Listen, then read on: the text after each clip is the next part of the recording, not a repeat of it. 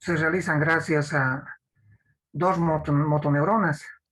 La primera motoneurona, la vía piramidal, la segunda motoneurona, aquella que va a dar lugar a las raíces nerviosas de las cuales nacen los nervios periféricos. Y los nervios periféricos en quienes van a actuar para producir un movimiento es en los músculos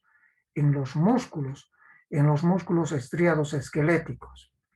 Hoy día vamos a hablar de enfermedades que comprometen al tejido muscular estriado esquelético, ¿ya? Sin embargo, quiero adelantarme a un concepto. Entre el músculo y el nervio hay un espacio, entre el músculo estriado esquelético, que hagan de cuenta que es esto, y el nervio que es mi dedo, entre el músculo estriado esquelético y el nervio, que es mi dedo, les decía, hay un espacio, ¿no es cierto? ¿Cómo se llama ese espacio? La placa neuromuscular. La placa neuromuscular. Hoy día vamos a hablar de una enfermedad que implica daño del propio músculo, Y la próxima clase vamos a hablar de una enfermedad que está ubicado en la unión del nervio, que en mi dedo vuelvo a repetir, y el músculo estriado esquelético. ¿Cómo se llama ese espacio vacío que queda? Placa neuromuscular. La placa neuromuscular. Y la enfermedad que involucra a ese espacio que se llama la placa neuromuscular es la miastenia gravis. La próxima clase vamos a hablar acerca de la miastenia gravis. Hoy día vamos a hablar de las enfermedades que implican a esto, al músculo estriado, al mismo tejido muscular estriado esquelético. Es decir, vamos a hablar de las miopatías, pero hemos hecho un preámbulo para compartirnos esta imagen.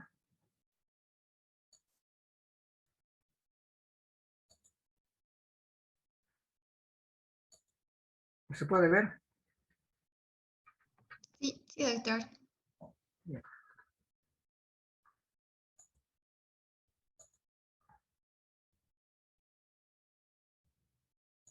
Ya. Las enfermedades neuromusculares comprenden dos enfermedades o dos síndromes. El síndrome miopático,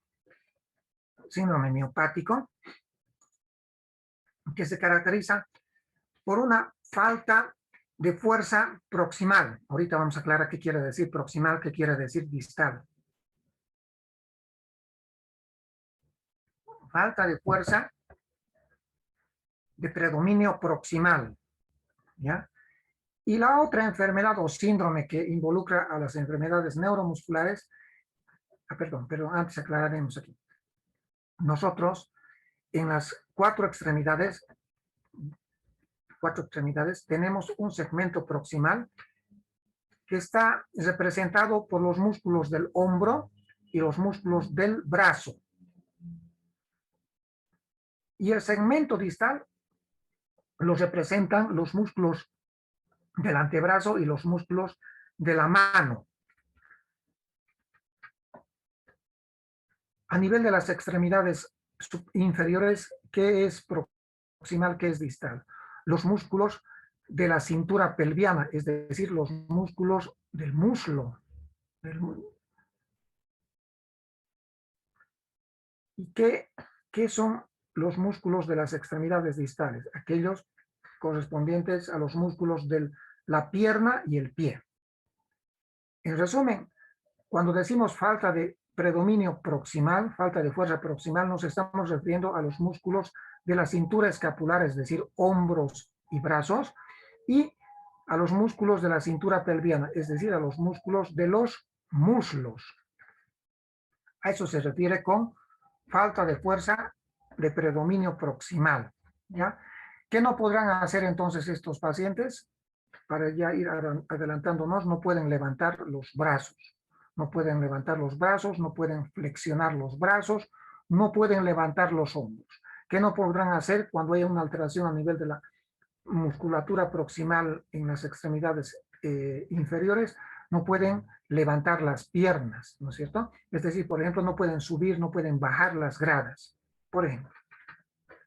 Ese es el síndrome miopático, ¿ya? Las miopatías que vamos a hablar a lo largo de esta clase. Y la otra enfermedad neuromuscular corresponde al síndrome miasténico. Miasténico. Y el representante máximo, la miastenia gravis, que vamos a hablar la próxima clase. Y el síndrome miasténico clínicamente se caracteriza por un cansancio, se llama una fatigabilidad, que dicen los pacientes, me agoto, me canso, doctor. A eso se refiere con astenia, miastenia, fatigabilidad muscular. Fatigabilidad muscular. Ambos síndromes, miopático y miasténico, comprometen, repito, la musculatura estriada esquelética, es decir, la musculatura estriada voluntaria. Hoy vamos a hablar de las miopatías, del síndrome miopático, y la próxima clase vamos a hablar del síndrome miasténico.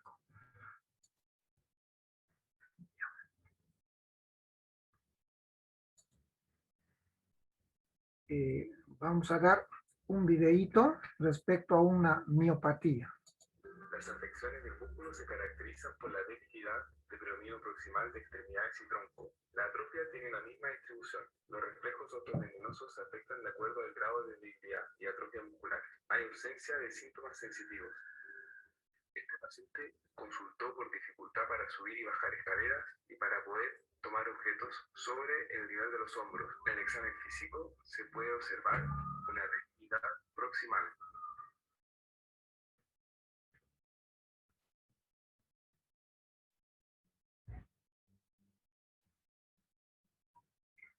No puede sostener las piernas. La fuerza distal está conservada. La parte distal está normal, conservada.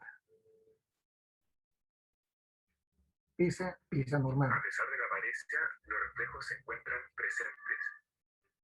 Los reflejos son normales. Es fundamental entre las miopatías y las neuropatías, como el síndrome de Guillain-Barré. Esa es la diferencia. En el Guillain-Barré no se olviden que los reflejos están ausentes o abolidos o disminuidos. En cambio, en las miopatías, los reflejos son normales. El paciente no podía reincorporarse. Entonces causó No se pueden sentar, perdón, parar de la posición sentada. En la piel, sobre las articulaciones y la característica. También presenta la interpretación de la Algunas veces las miopatías se presentan acompañadas de lesiones cutáneas. y la piel sobre los deltoides. En algunas parálisis periódicas uno puede observar la miotonía de los orbiculares. Vean, por ejemplo, por favor, la miotonía. Luego de un periodo, el paciente no puede abrir. Se le invita a que cierre los ojos y no puede abrirlos. Suelta ahora. Trata de abrirlo, por favor. Eso se llama miotonía. Inténtalo la manera que pueda. Poquito a poco lo va haciendo, pero le cuesta.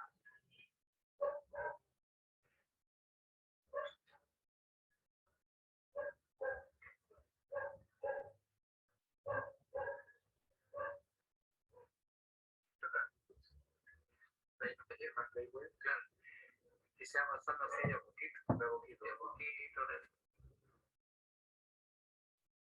Esto se llama miotonía, repito.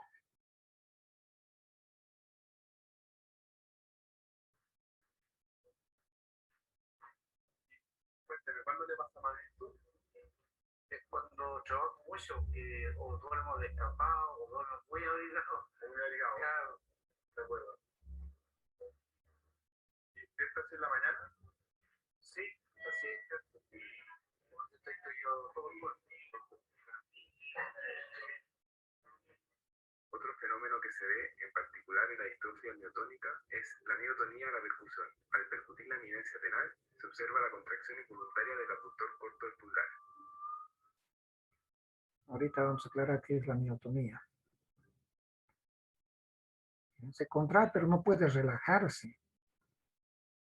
Este paciente paciente tiene un bamboleo de caderas por una debilidad de la cintura pélvica.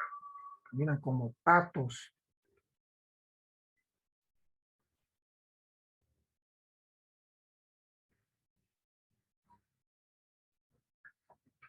Bien.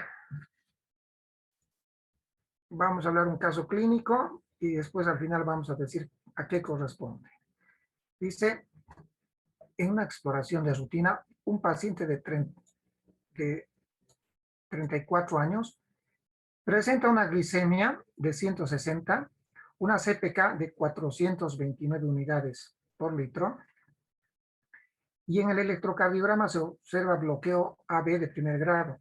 La exploración física muestra, es un detalle importante, opacidades corneales, cataratas, y dificultad para relajar un músculo después de una contracción intensa. Esto es una miotonía, siendo más evidente en las manos, ¿ya? En las manos. Ahorita vamos a aclarar, no se preocupen en qué consiste la miotonía. ¿Qué enfermedad tiene el paciente? Una miopatía mitocondrial, una polimiositis, una distrofia muscular de Duchenne, una distrofia muscular de Steiner, una distrofia muscular de Becker. Al terminar la clase ustedes me van a decir, y con toda seguridad, toditos el 100%, acuérdense que el 100% va a llegar al diagnóstico. No he dicho 99, el 100%. Sigamos. Ahora hablaremos ya del tema en cuestión, las miopatías. ¿Qué son las miopatías? Son patologías de funcionamiento o de la estructura del tejido muscular estriado esquelético. Es decir, de los músculos estriados voluntarios, de los músculos que nosotros los podemos mover a nuestra voluntad. ¿Cuál es la clínica? Ya habíamos dicho al comienzo. Se caracteriza por una falta de fuerza de predominio proximal, más en los músculos de los hombros y de los brazos, y en las extremidades inferiores, más a nivel de los músculos de los muslos. Entonces, ¿qué es lo que no podrán hacer estos pacientes? No pueden levantar los hombros. Lo más importante, no pueden levantar los brazos. ¿Qué dicen? Doctor, no puedo peinarme, doctor. No puedo agarrar el cepillo de dientes para limpiarme los dientes. No puedo peinarme, doctor. Me cuesta levantar mis manos. No pueden levantar los hombros. Entonces les cuesta realizar actividades con sus manos, porque actividades que involucren levantar los brazos. ¿Ya? Y en las piernas, ¿qué dicen? Doctor, no puedo subir las gradas, no puedo subir las escaleras, me canso, doctor, no puedo bajar las gradas, no puedo subir al micro, doctor, no puedo subir a mi movilidad, que es un poco altita, no puedo. Entonces, ¿qué también dicen? Cuando estoy sentado, doctor, me quiero parar y no puedo, doctor. Falta de fuerza en la musculatura proximal, en los músculos de los muslos. Esa es la clínica a grandes rasgos. Otro detalle importante, tiene que ser simétrico. En ambos lados, quiere decir, en ambos lados. Bien. ¿Cómo se clasifican las miopatías? Dependiendo de la etiología, se clasifican en distróficas porque tienen un componente genético. Y aquí encontramos a la distrofia muscular de Duchenne, a la distrofia muscular de Becker, a la distrofia o miopatía distrófica miotónica o de Steiner, llamado también de Steiner, y aquí aumentaremos a la otra miopatía distrófica, llamada distrofia facio-escápulo-humeral. Facio-escápulo-humeral.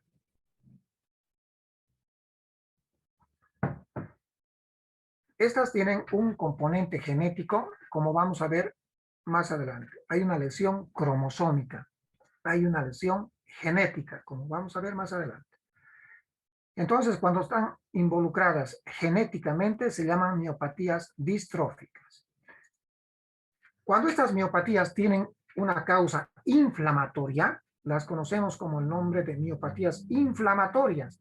Y dentro de estas vamos a ver a la polimiositis, a la dermatomiositis, a las miositis por cuerpos de inclusión, a la miopatía necrosante. Cuando pueden tener también causa metabólica, endocrina. Y aquí mencionamos a las miopatías del hipertiroidismo.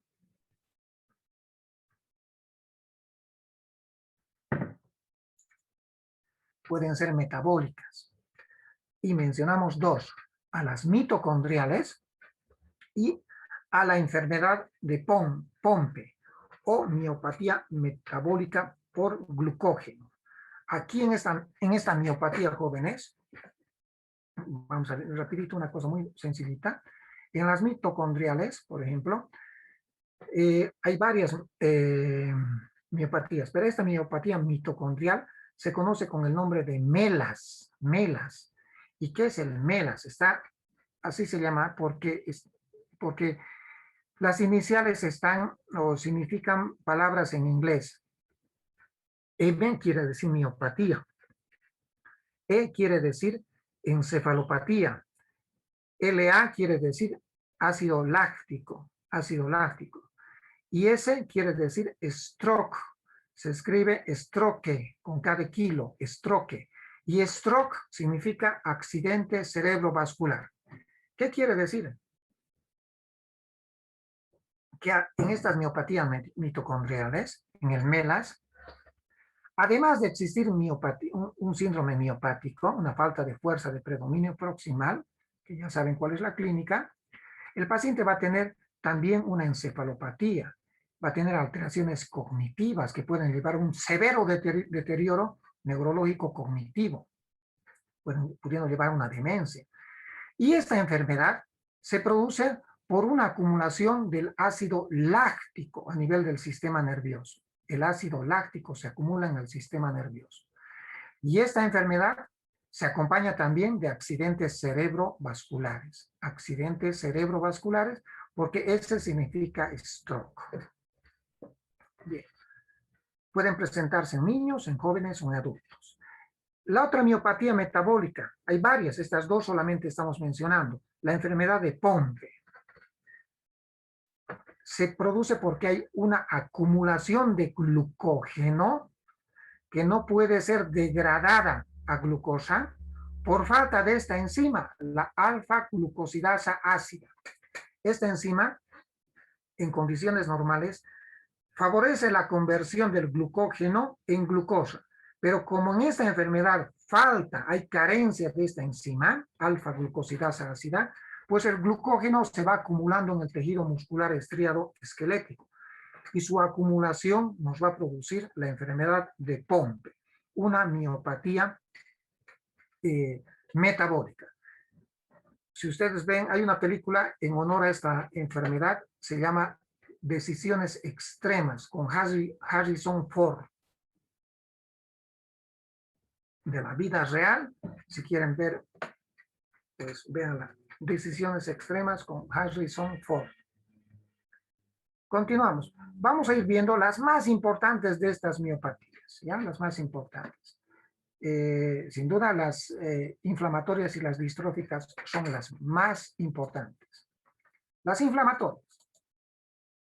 Dentro de las inflamatorias, les decía, la polimiositis, las dermatomiositis. No se olviden, ¿cuál es la clínica? La clínica, falta de fuerza de predominio proximal. En las manos no pueden levantar los brazos, ¿ya? Y en las piernas no pueden pararse, no pueden subir gradas, ¿no es cierto? Bajar gradas, no se olviden. En las polimiositis y en las dermatomiositis, además de este síndrome miopático, esa falta de fuerza proximal, existe dolor en las cuatro extremidades. Dolor en las cuatro extremidades. ¿Ya? En la dermatomiositis, su nombre dice, además de una miopatía, se va a presentar una dermatitis. ¿Qué quiere decir una dermatitis? Va a tener manifestaciones dermatológicas. Y estas manifestaciones dermatológicas se caracterizan por, en el video también hemos visto, si ustedes son un poquito detallistas, hemos visto manchas, máculas a nivel de las extremidades superiores y más frecuentemente en las manos. Estas manchas, se conocen con el nombre de pápulas, ¿ya? Las pápulas, estos levantamientos, estas manchas, se llaman las pápulas de Gottron.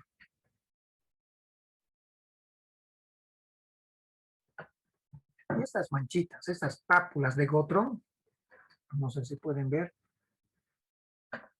además de ser levantadas, presentan en su interior unas manchitas blancas parecidas a las psoriasis.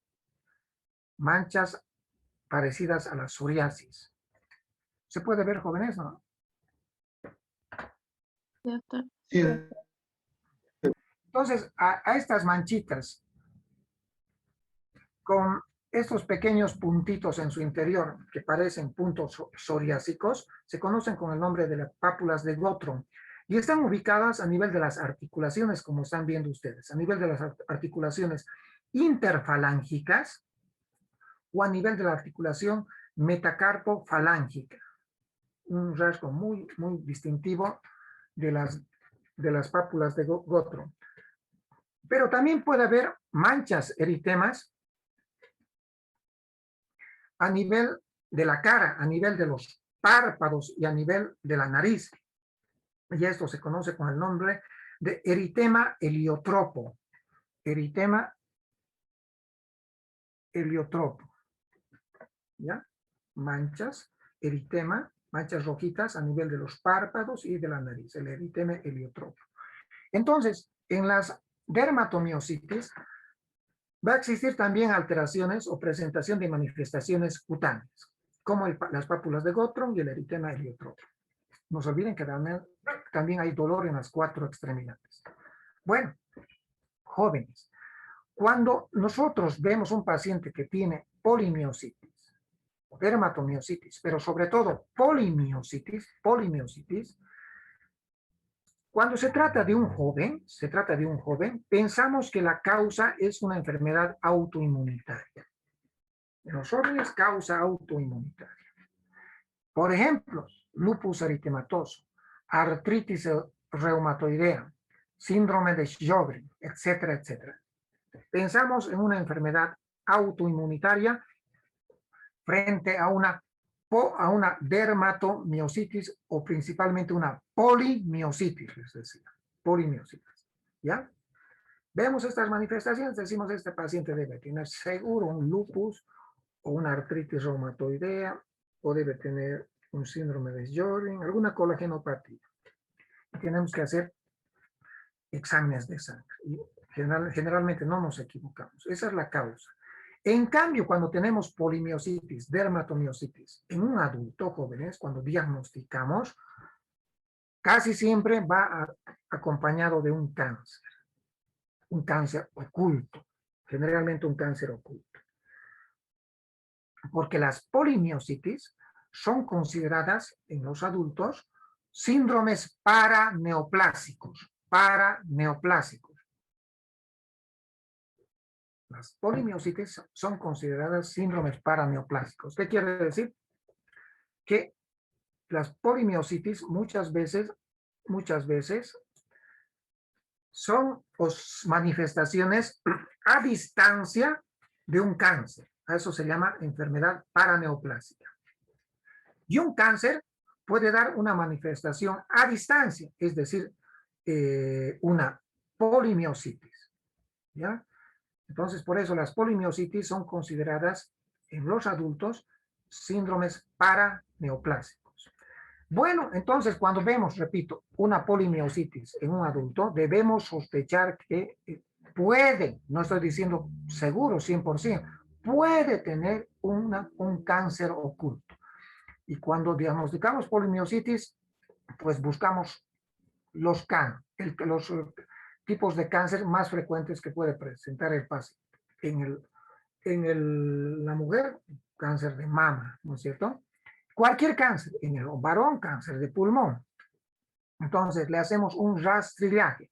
Pedimos radiografía de tórax o tomografía de tórax, ecografía abdominal, pelviana, examen de la próstata, etcétera, etcétera, tratando de buscar un cáncer.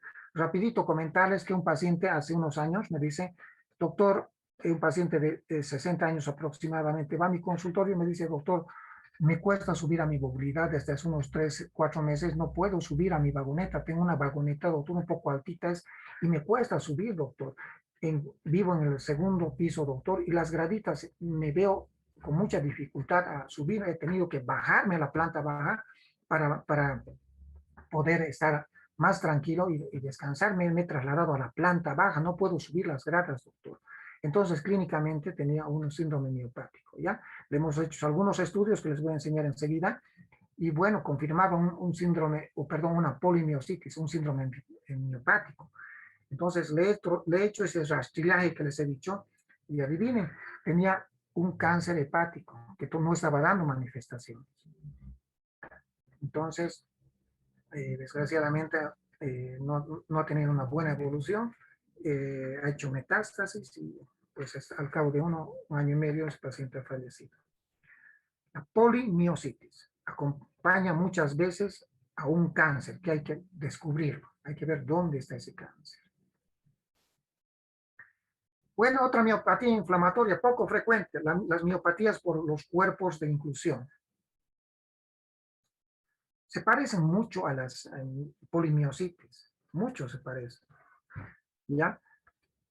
¿Cuál es la diferencia? Que estas miopatías son autoinmunitarias, ¿ya? Autoinmunitarias, y que a diferencia de las polimiositis no responden bien a la inmunosupresión. Las polimiositis dentro del tratamiento se tratan con inmunosupresores, con corticoides principalmente, y a veces con quimioterápicos. Pero cuando una polimiositis no responde, debemos sospechar que se trata probablemente de una miositis por cuerpos de inclusión. Es decir, no responden a la inmunosupresión y la biopsia es la que nos hace el diagnóstico. Hay unas células musculares estriadas esqueléticas atrofiadas, ¿ya? Con una infiltración linfocitaria importante, con presencia de fagocitos. Entonces, la biopsia es la que nos hace el diagnóstico de esta enfermedad, pero debemos sospecharla cuando una polimiositis no responde a inmunosupresión. Es rara, es rara. Y ¿cuál es la característica de esta miopatía por cuerpos de inclusión? Aquí un poquito se sale a la regla, jóvenes, se sale a la regla, ¿ya? La miopatía por cuerpos de inclusión se sale a la regla de las miopatías. ¿Cuál era la regla? De la falta de fuerza ¿de qué? ¿De predominio qué? Proximal. Proximal. Sí, en las miositis por cuerpos de inclusión, ¿saben qué ocurre?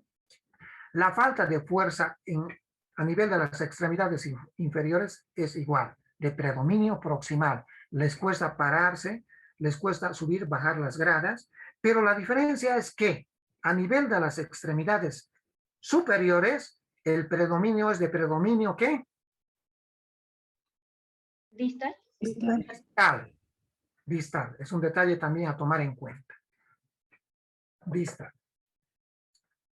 Otra miopatía que hay que tomarla en cuenta cuando nosotros utilizamos las estatinas. Han escuchado hablar de la atorvastatina, la rosuvastatina, etcétera, etcétera, que se dan para el tratamiento de la hipercolesterolemia. ¿Han escuchado hablar, no? Sí, doctor. Estas estatinas, su uso desmedido, puede producir también síndromes miopáticos. Y esto se conoce con el nombre de miopatía necrosante, autoinmunitaria de causa determinada. Es decir, producida por estatinas. Entonces, cuando usan estatinas, mucho cuidado, pueden producir un síndrome miopático. Y si esas estatinas lo usan por mucho tiempo, puede producir una miopatía necrosante. Cuidado, mucho cuidado cuando utilicen estatinas. Ahora sí hablaremos del otro grupo de las distrofias, perdón, del otro grupo de las miopatías, las que están genéticamente determinadas, las que tienen una etiología genética. Se llaman distróficas, miopatías distróficas. Y dentro de estas distrofias hemos mencionado 4 distrofias. La distrofia muscular de Duchenne, la distrofia muscular de Becker, la distrofia muscular de Steiner y la distrofia facio-escapulohumeral. Hablaremos de esta primera, de la distrofia muscular de Duchenne. ¿Cuál es la etiología? Hemos dicho que son distróficas, por lo tanto tienen una etiología genética.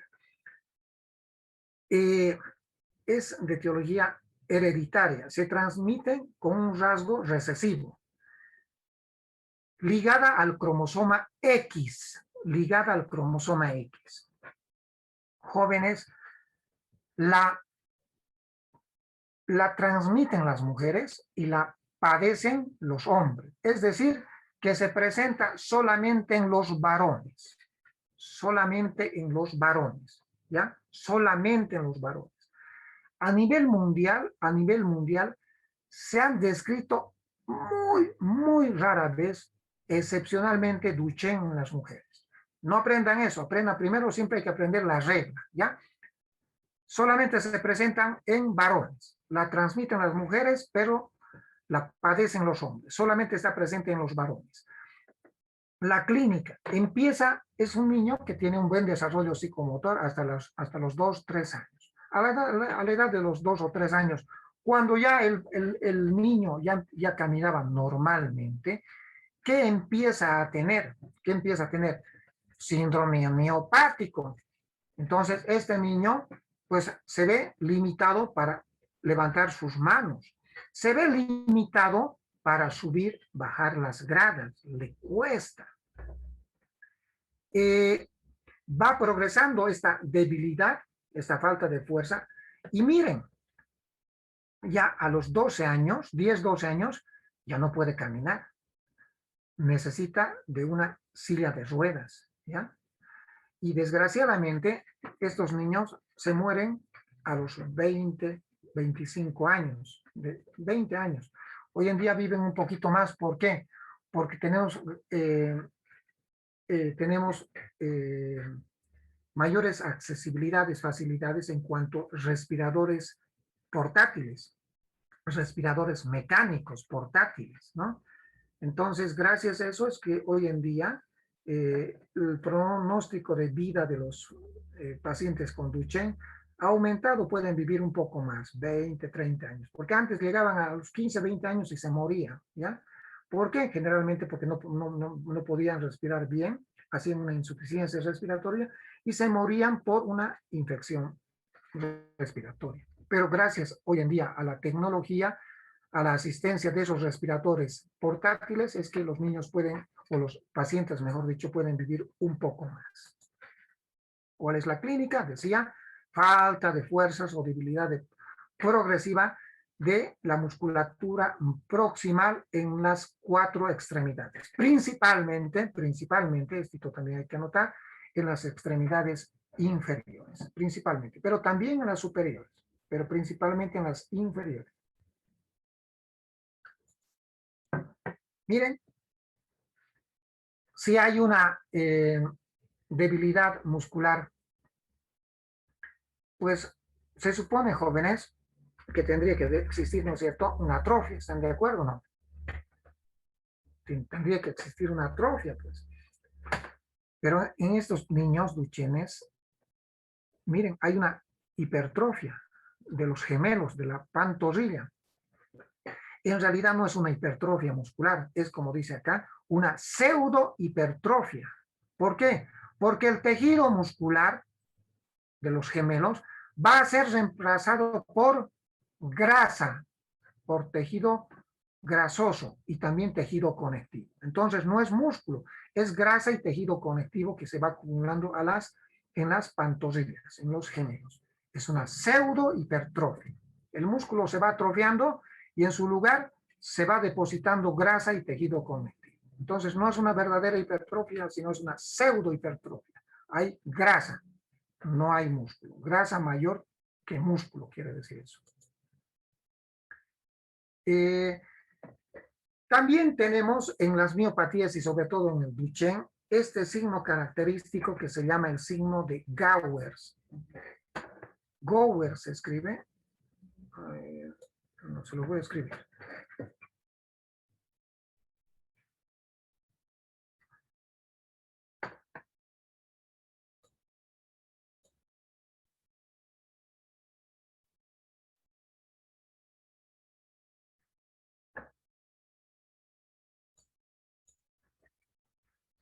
A ver, ahora sí.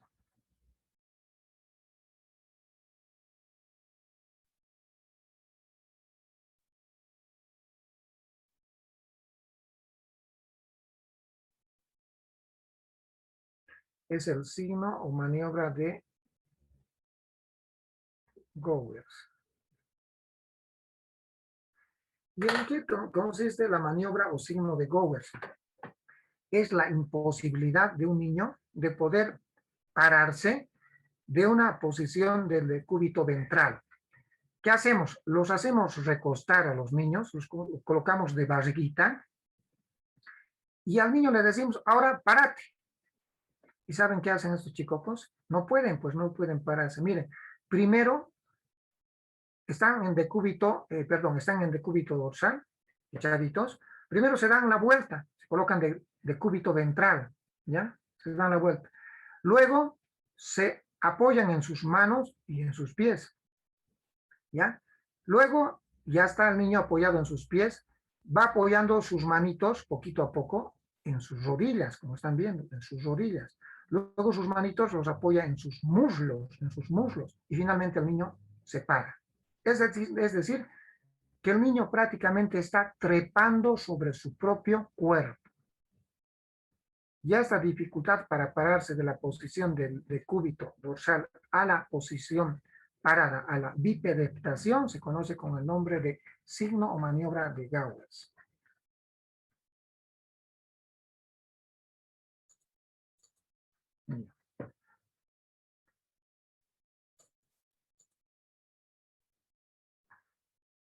Es muy frecuente la presencia de escoliosis en estos pacientitos. Hemos mencionado ya la maniobra de Gowers. ¿Cuál es el diagnóstico?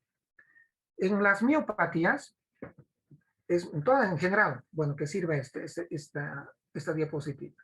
En general, en las miopatías existe 4 pilares. La clínica, falta de fuerza de predominio proximal. 2, las creatinfosfoquinasa, la CPK, que en algunas miopatías, como en esta, está sumamente elevada, la creatinfosfoquinasa. Segundo pilar, laboratorio, creatinfosfoquinasa, elevada. No en todas, en algunas, como en el Duchenne. Tercer pilar, la electromiografía, que nos muestra patrones miopáticos, la electromiografía. Y el cuarto pilar, que no en todo se hace, pero sí se puede hacer mejor, la biopsia muscular. Esos son los cuatro pilares de las miopatías. Volvamos a la distrofia muscular de Duchenne. En el Duchenne, pues, ¿qué vamos a encontrar como dato característico de estos 4 pilares? Vamos a encontrar que la creatinfosfoquinasa está muy, muy elevada, muy elevada.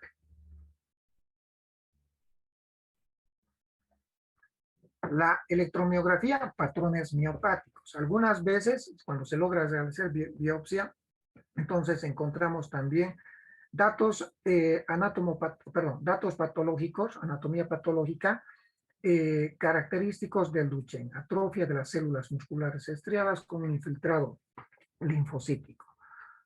¿Qué más me está faltando? Y la clínica, es el cuarto pilar, falta de fuerza de predominio proximal mayor en las extremidades inferiores. No se olviden que la edad de inicio, aquí están viendo, es a los 2-3 años de edad, ¿ya? Y que va progresando, va progresando. Hay un detallito más. Cuando se puede realizar en el laboratorio la determinación de una proteína muscular que es protectora del músculo, protege al tejido muscular, entonces hay que hacer. ¿Cuál es esa proteína? Se llama la distrofina. Ahorita les voy a... Bueno, distrofina. La distrofina.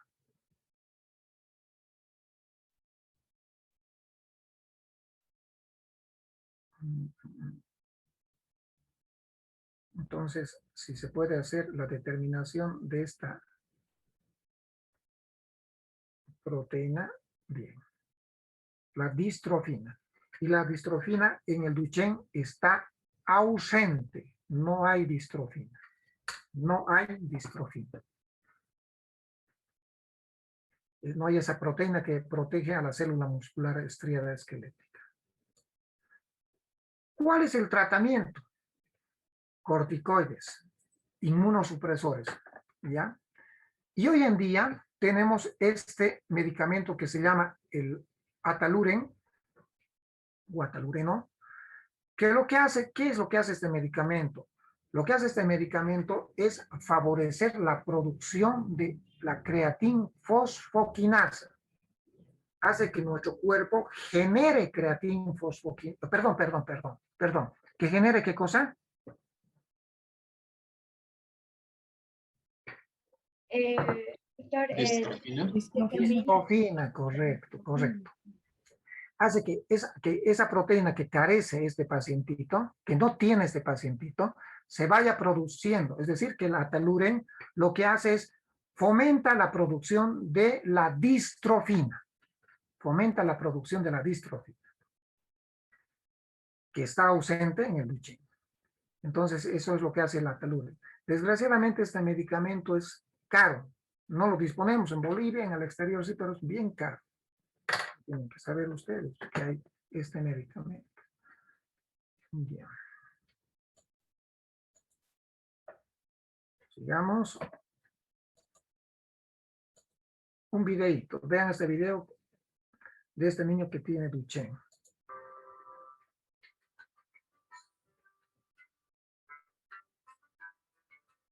Miren. Decúbito dorsal, decúbito ventral.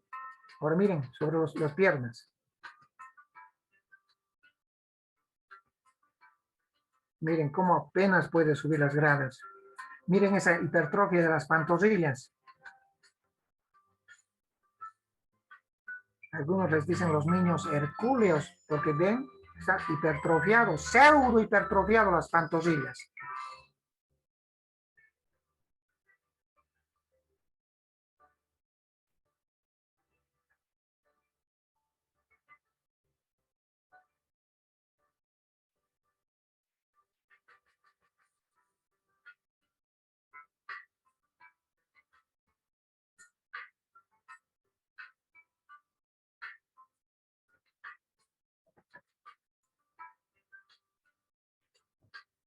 Se acompaña de una escoliosis importante. Miren esas pantorrillas.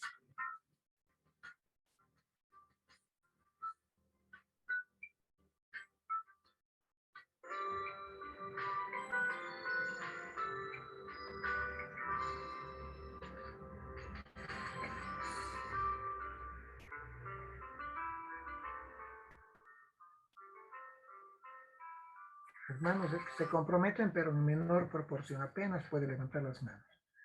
Ya, sigamos. Ahora veamos la otra miopatía. En los niños la más frecuente es el Duchenne. En los jóvenes y en los adultos, esta otra miopatía es la más frecuente. No es la más frecuente, no es la más frecuente. Es una de las miopatías que hay que tomar en cuenta. La distrofia muscular de Steiner. O llamada también miopatía distrófica, ¿no? O distrofia miotónica. Miotónica. ¿Por qué se llama miotónica?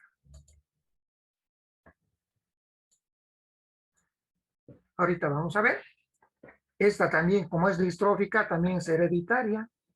Se transmite con un rasgo autosómico dominante, donde el gen involucrado está a nivel del cromosoma número 19. ¿Se está escuchando, jóvenes? Sí, doctor. Sí, doctor. cromosoma 19.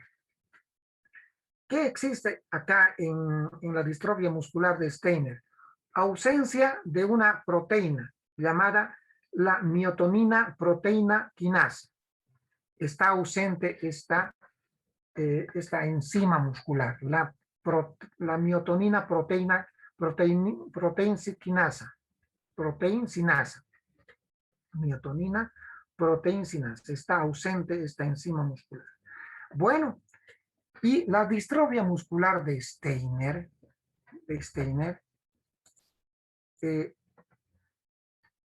¿a qué edad se presenta? Les decía, en los jóvenes y en los adultos, no en los niños. Se puede presentar en los niños, pero más frecuente en los jóvenes y en los adultos. Más frecuente, segunda, tercera década. Yo he visto muchos pacientes a la edad de 40 años, pero esta es la regla, ¿no? A los 20, 30 años es el debut. ¿Cuál es la manifestación clínica? Jóvenes, esta miopatía es una de las pocas miopatías que se sale de la regla, al igual de la miopatía por cuerpos de inclusión. Esta es la segunda miopatía que se sale de la regla. Entonces, el síndrome miopático se sale de la regla. ¿Qué quieren decir? ¿Qué quiere decir que se sale de la regla? El predominio.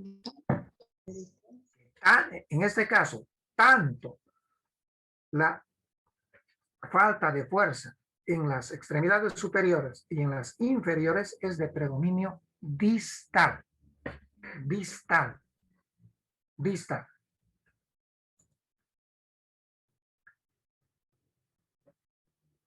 Entonces, ¿qué también tienen estos pacientes?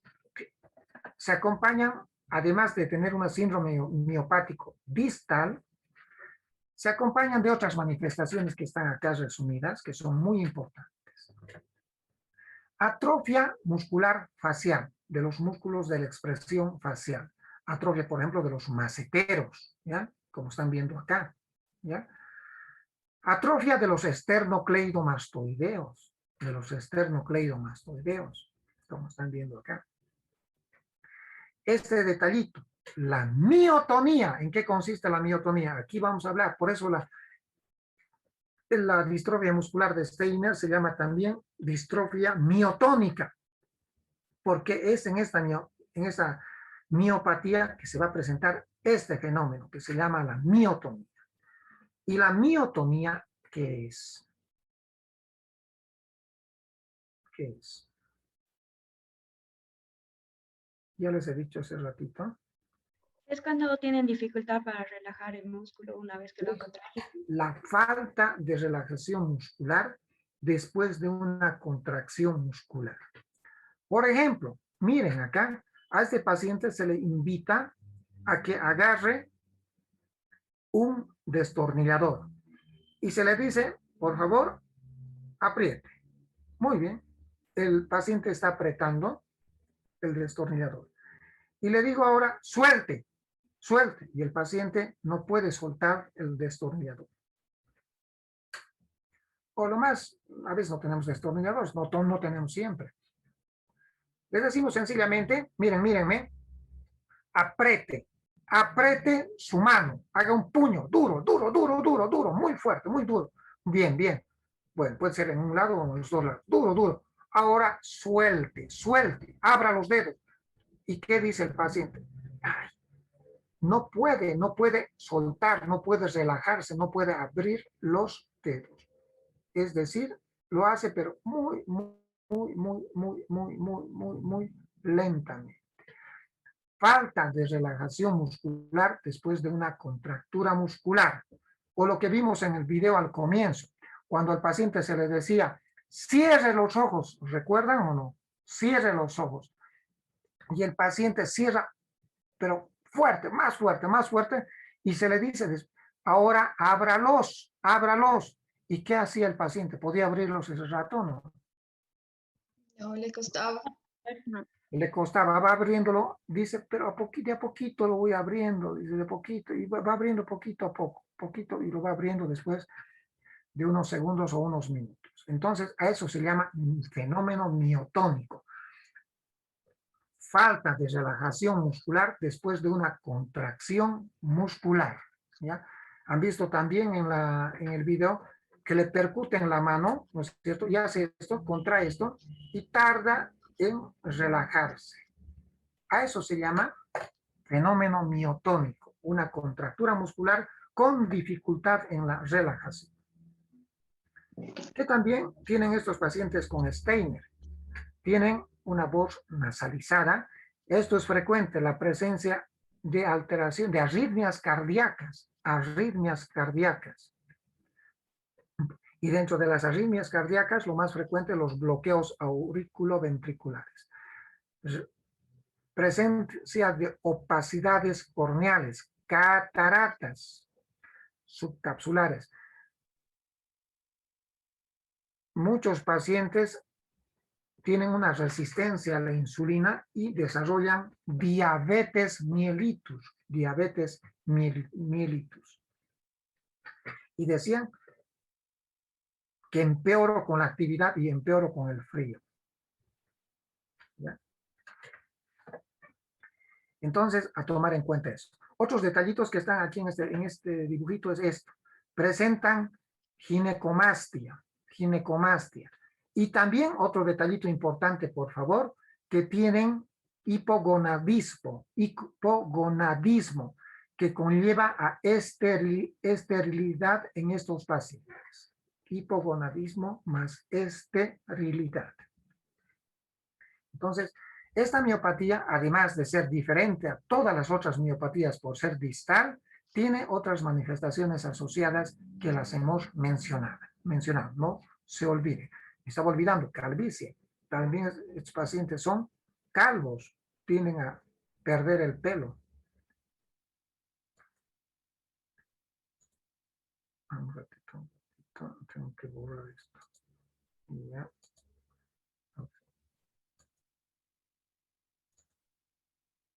¿Cuál es el diagnóstico? Clínica, síndrome miopático de predominio distal. La creatinfosfoquinasa generalmente es normal o puede estar levemente elevada. Generalmente es normal o puede estar muy levemente elevada. La electromiografía nos muestra, como en todas las miopatías, patrones miopáticos. Algunas veces la biopsia muscular también nos ayuda. Pero más importante es la clínica, como están viendo, muy diferente a las otras miopatías. Y no se olviden de la edad. Segunda, tercera década, o puede ser en la cuarta década también. Se presenta esta miopatía tanto en hombres como en mujeres. El Duchenne, no se olviden que se presenta solamente en los varones. Esta miopatía, Steiner, se presenta en hombres y en mujeres. ¿Cuál es el tratamiento? Sintomático. Como estos pacientes tienen, muchos de ellos, bloqueos auriculoventriculares, algunos de ellos pueden llegar a la utilización de marcapasos cardíacos. Y la fenitoína sódica nosotros damos ¿para qué?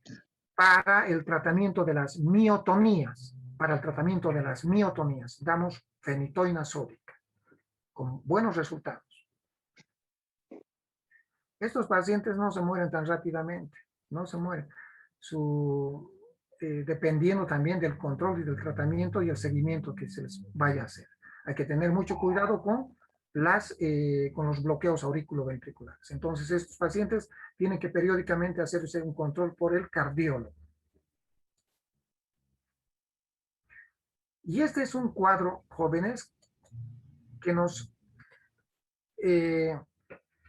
que resume todas las miopatías distróficas, es decir, todas las que son genéticamente determinadas, las hereditarias.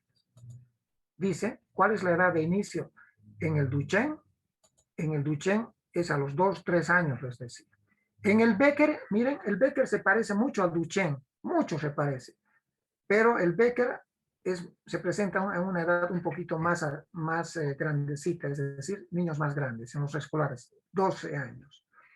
La la distrofia muscular, que no hemos hablado, solamente la estamos detallando acá, que es la facio-escapulohumeral, se presenta, ¿a qué edad se inicia? Ya cuando son adolescentes, 14, 15 años o más grandecitos, de adultos. Y lo que les decía, en el Steiner o distrofia miotónica, la edad de inicio les decía es 20, 30 años, pudiendo ser también a los 40 años, adolescentes y adultos. ¿Cuál es el sexo? El Duchenne y el Becker solamente en hombres, solamente en varones, masculino. En cambio, el afasia escapulohumeral y la miotónica o Steiner, tanto en hombres como en mujeres, masculino, femenino. El compromiso muscular facial no hay en el Duchenne, no hay en el Becker, sí hay en la afasia escapulohumeral y sí hay, como hemos visto esa atrofia muscular de los maceteros en el Steiner. La pseudohipertrofia, ya saben que no es una verdadera hipertrofia de las pantorrillas, se presenta en el Duchenne y en el Becker, no así en la fascio escapulohumeral, no así en la miotónica. Alteraciones cardíacas, ¿en cuáles de estas distrofias hay? Muy rara vez en el Becker. En el Duchenne es frecuente el compromiso cardíaco. Esto tienen que aumentar. Esto no les he dicho. Que hay alteraciones también. Un poco más adelante en el Duchenne hay alteraciones cardíacas, arritmias cardíacas. En el Becker es raro. En la fascio escapulohumeral no hay. Y como hemos visto en la distrofia miotónica, sí hay, y más frecuentemente, los bloqueos auriculoventriculares.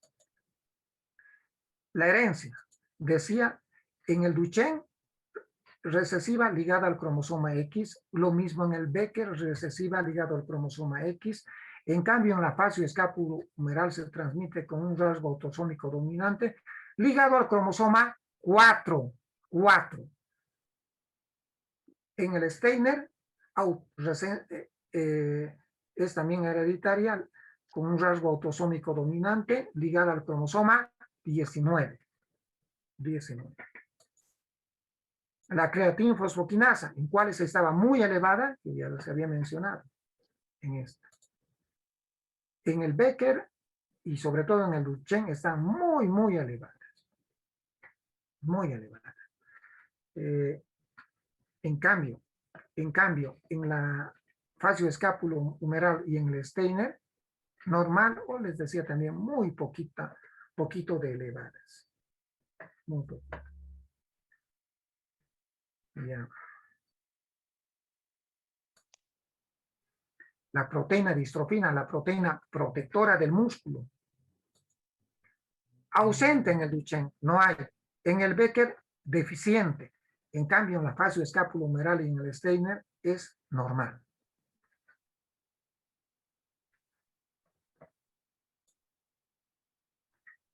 Y el fenómeno miotónico, ¿en cuál de ellos se presenta? En el Duchenne no se presenta, en el Becker no se presenta, en la fascio escapulohumeral no se presenta. En la única que se presenta es en el Steiner. La falta de contracción, perdón, falta de relajación muscular después de una contractura muscular. Este es el resumen de las miopatías distróficas jóvenes. Si quieren, sáquenle una captura.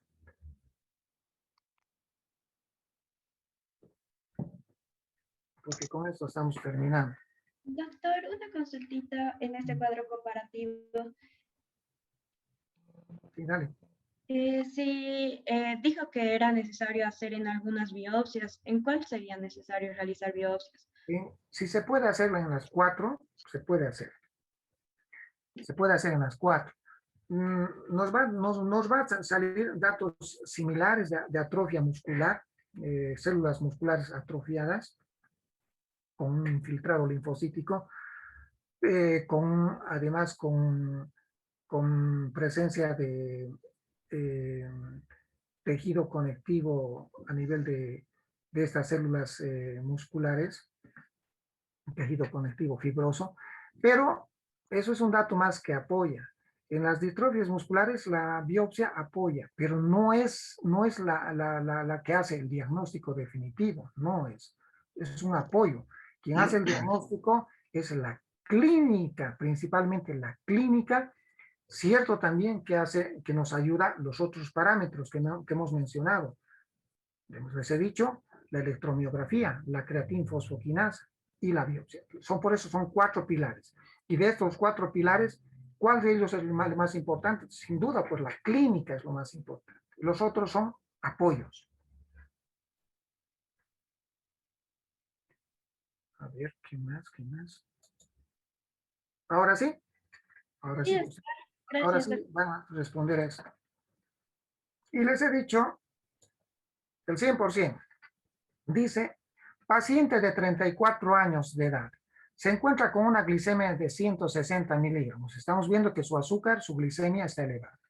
Tiene una CPK elevada de 429 unidades. ¿Ya? Varía según el laboratorio, la CPK. Generalmente es 30 a 100 unidades, generalmente. ¿Ya?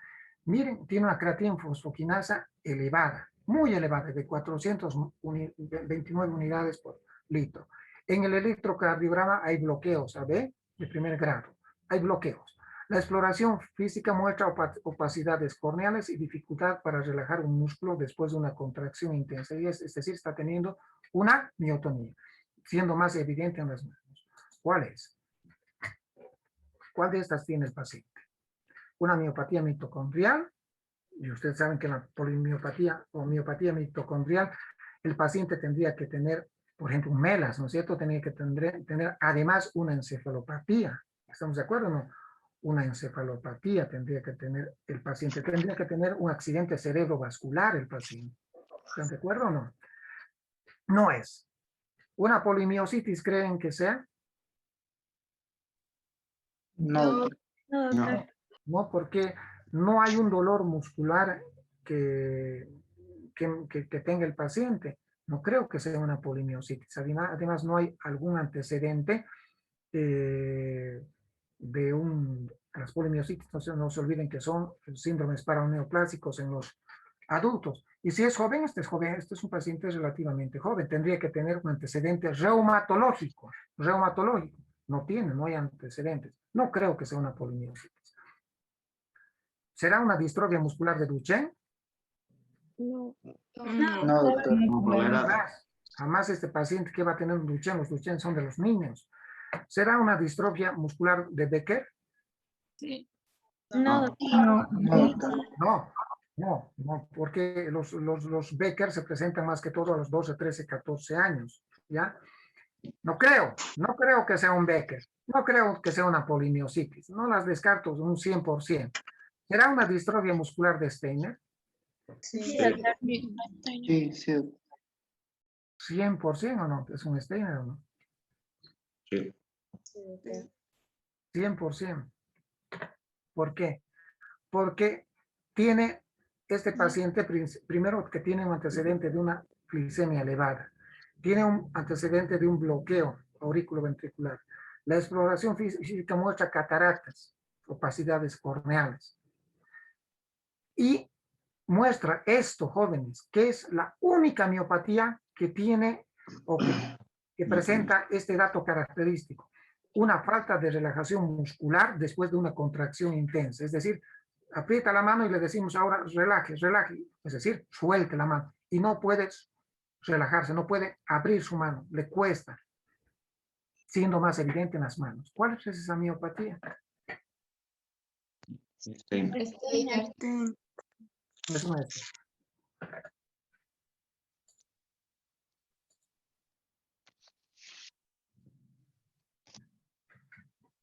Ya, jóvenes, eso es todo.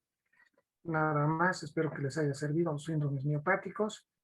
En la próxima clase vamos a hablar acerca de la miastenia gravis al día. Hay todavía clases, ¿no? La próxima semana. Sí, doctor, estaban diciendo que estaba el 9 de agosto el receso. Sí. Son 140 alumnos. Yo les he dicho que conmigo generalmente reprueban, ya les he dicho cuántos, ¿no es cierto? Todos estos que faltan. Faltan 60 alumnos. Y conmigo, créanme, jóvenes, que la mitad en la primera instancia prueba, un poquito más de la mitad. Que son ustedes, pues, ustedes. De la otra mitad, en la segunda instancia, aprueban el 50%, es decir, aprueban más o menos 100 a 120, en la segunda instancia aprueban más o menos 40 a 50. Y 50 siempre se repiten. ¿Por qué? Ya saben por qué. Porque las clases se aprenden las clases, no se aprenden los libros, se aprenden aquí, en este caso virtualmente. Porque ustedes lo único que tienen que hacer es leer, repasar más que todo, ¿no es cierto? Es repasar. Así que el año pasado hubo un freno en cuanto a en la asignatura de neurología. Ustedes se han debido enterar. Y bueno, no es mi culpa, yo lo único que hago es enseño, y lo que ustedes tienen que hacer es demostrarme su aprendizaje. A mí me cancelan para enseñar, me pagan para enseñar y para calificar, no para regalar notas, jóvenes. Jamás lo he hecho, no lo voy a hacer nunca. Nos vemos el día martes, jóvenes, buenas noches. Hasta luego, doctor. Hasta luego, doctor. Gracias. Eh, Recording stop.